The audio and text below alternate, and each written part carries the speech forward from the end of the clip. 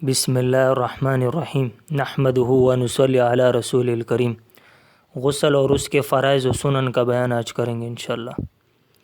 وفرض الغسل المزمزۃ والاستنشاق وغسل سائر البدن۔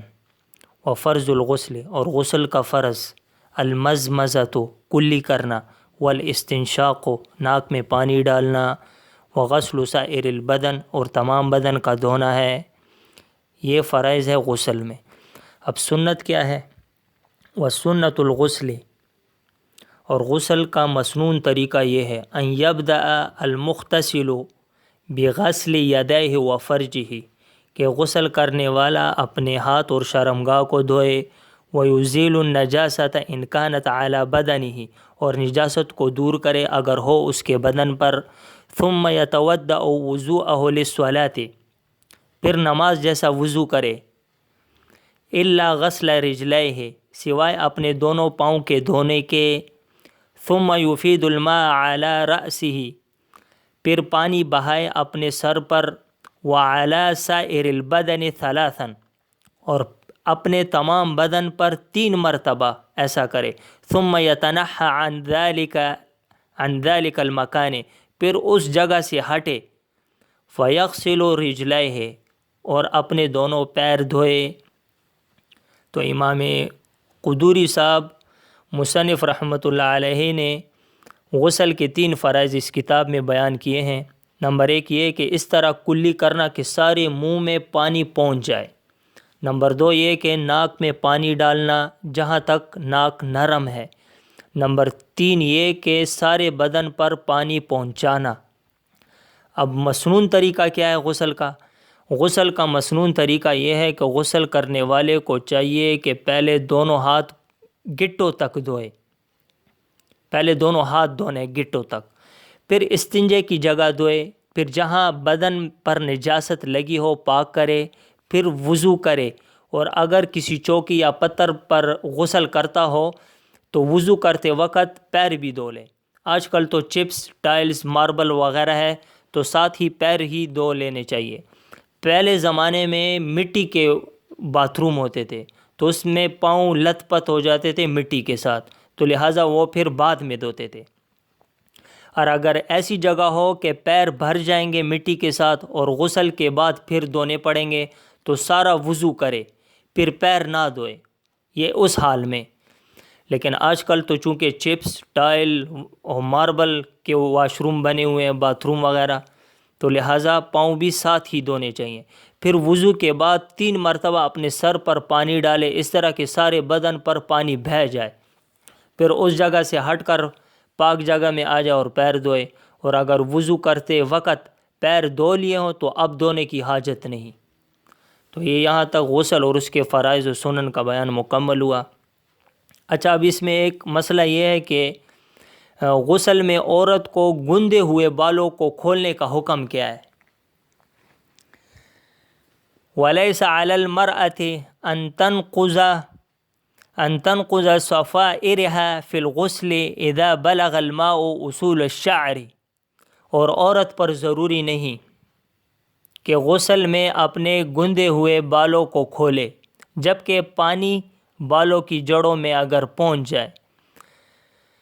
اگر عورت کے سر کے بال گندے ہوئے نہ ہوں، سب بال بھگونا اور ساری جڑوں میں پانی پہنچانا فرض ہے۔ ایک بال بھی سوکھا رہ گیا یا ایک بال کی جڑ میں پانی نہیں پہنچا تو غسل نہ ہوگا۔ اور اگر بالفرض بال گندے ہوئے ہوں یعنی اس طرح باندھے ہوئے ہیں تو بالوں کا بھگونا معاف ہے، البتہ سب جڑوں میں پانی پہنچانا فرض ہے۔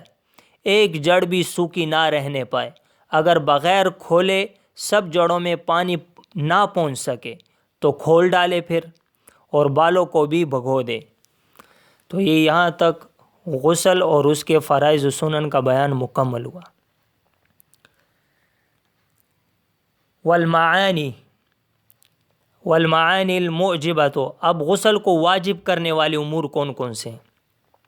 والمعانی الموجبۃ للغسل انزال المنی علی وجہ الدفق والشہوۃ من الرجل والمرأة، یعنی غسل کو واجب کرنے والے اسباب منی کا نکلنا ہے کود کر شہوت کے ساتھ، مرد سے ہو یا عورت سے۔ تو اس عبارت میں مصنف رحمۃ اللہ علیہ نے موجبات غسل کو بیان فرمایا۔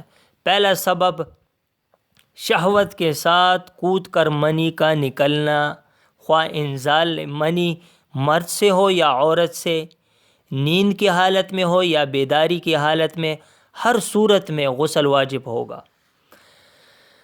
اچھا، اب منی کی تعریف کیا ہے؟ وہ پانی جس کے نکلنے سے انسان کی طبعی خواہش ختم ہو جاتی ہے، جو سفید مائل گاڑھی رنگت کی شکل میں ہوتی ہے، جو وفور شہوت کے ساتھ جوش کے طریقے سے نکلتی ہے، تو یہ منی کی تعریف ہے۔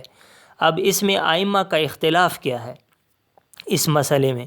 تو امام مالک اور امام شافعی رحمۃ اللہ علیہ کے نزدیک، امام مالک اور امام شافعی رحمۃ اللہ علیہ کے نزدیک مطلقاً خروج منی سے غسل واجب ہو جائے گا، خواہ منی شہوت کے ساتھ نکلی ہو یا بغیر شہوت کے۔ یہی قول پھر امام محمد و امام ظفر کا بھی ہے۔ تو یہ دو حضرات امام مالک اور امام شافعی رحمہ اللہ علیہ کے نزدیک مطلقاً خروج منی سے غسل واجب ہو جائے گا۔ یہ حضرات تو یہ کہتے ہیں، خواہ وہ منی شہوت کے ساتھ نکلی ہو یا بغیر شہوت کے۔ اور پھر یہی قول امام محمد و امام ظفر کا بھی ہے۔ اچھا، اب ان حضرات کے پاس دلیل کیا ہے؟ تو ان کے پاس دلیل یہ ہے کہ حضرت ابو ایوب انصاری رضی اللہ تعالیٰ عنہ سے منقول ہے کہ حضور صلی اللہ علیہ وسلم نے فرمایا الماء من الماء۔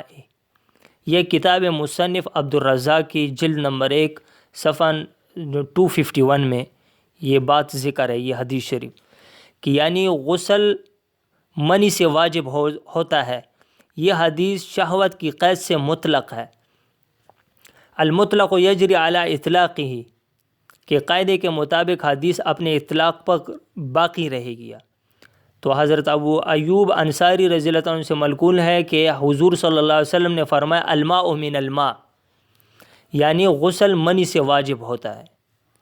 تو ہم جواب میں یہ کہتے ہیں کہ یہ حدیث شریف خروج منی بشہوت پر محمول ہے، کیونکہ حدیث عام ہے، مزی، ودی یا منی بشہوت اور بغیر شہوت سب کو شامل ہے۔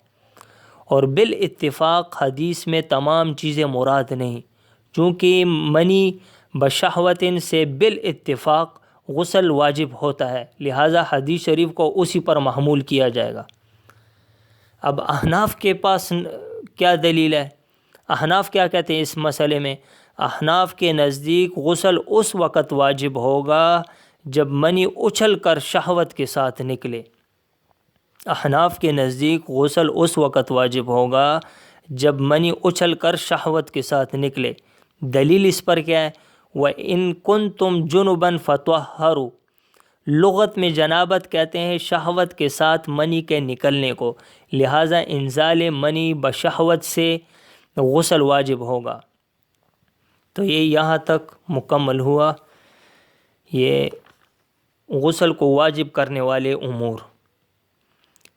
تو غسل کو واجب کرنے والے اسباب یہ ہیں کہ منی کا نکلنا کود کر شہوت کے ساتھ، مرد سے ہو یا عورت سے، تو اس پر غسل واجب ہو جاتا ہے۔ اچھا، اب اگلا مسئلہ التقاء ختانین اور حیض و نفاس کے انقطاع پر غسل فرض ہے۔ والالتقاء الختانین من غیر انزال والحیض والنفاس، یعنی جب مرد کے پیشاب کے مقام کی سپاری اندر چلی جائے اور چھپ جائے تو بھی غسل واجب ہو جاتا ہے، اور آپس میں دونوں شرمگاہوں کا ملنا چاہے انزال نہ ہو، اور حیض و نفاس، تو جب مرد کے پیشاب کے مقام کی سپاری اندر چلی جائے اور چھپ جائے تو بھی غسل واجب ہو جاتا ہے، چاہے منی پھر نکلے یا نہ نکلے۔ اسی طرح جب حیض کا خون بند ہو جائے تو غسل کرنا فرض ہے، اور نفاس کے خون کے بند ہونے پر بھی غسل کرنا فرض ہے۔ اب اس میں ائمہ کا اختلاف کیا ہے؟ تو اس میں پھر دو مذاہب ہیں. ایک مذہب عطا بن رباح، ہشام بن عروہ، سلیمان بن مہران، الاعمش، داؤد ظاہری کے نزدیک التقاء ختانین کی وجہ سے غسل واجب نہیں ہوتا. ایک یہ مذہب ہے، یعنی بیوی سے صحبت کرنے کی صورت میں اگر انزال نہ ہو تو غسل واجب ہوتا ہے یا نہیں. اس سلسلے میں دو مذہب ہیں. ایک یہ مذہب عطا بن رباح، ہشام بن عروہ، سلیمان بن مہران، الاعمش، داؤد ظاہری کے نزدیک یہ تمام حضرات کہتے ہیں کہ التقاء ختانین کی وجہ سے غسل واجب نہیں ہوتا. اچھا، اب ان کے پاس دلیل کیا ہے؟